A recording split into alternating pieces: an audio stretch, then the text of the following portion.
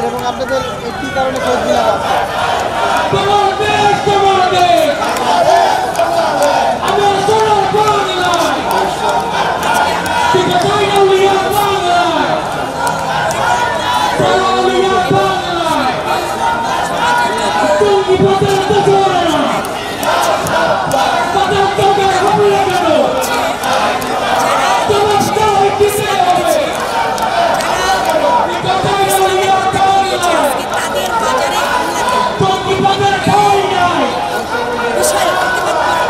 শহীদ মিনার আছে?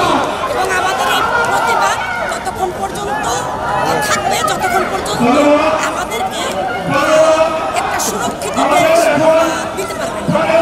আমরা স্বাধীন বাংলার মানুষ, আমরা সবাই স্বাধীনতা চাই এবং আমরা স্বাধীনতা বলতে চাই যেখানে কারো প্রতি কারো কোনো হিংসা বিদ্বেষ থাকবে না।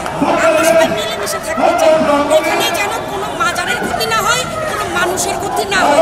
কারণ মানুষই আমরা মানুষের ক্ষতি করতে পারি না, তাহলে মাজারের ক্ষতি করার কোনো ক্ষমতা আমাদের নাই।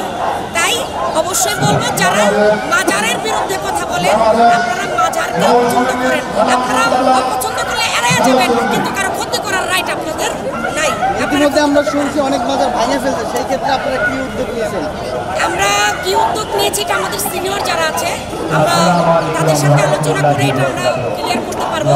কিন্তু আমাদের সবার একটাই দাবি, মাজার ভেঙেছে যারা করে দেবে, তারা যারা এগুলো ক্ষতি করছে আমরা চাই তারা পুনরায় আবার এগুলো সংস্কার করে দেয়।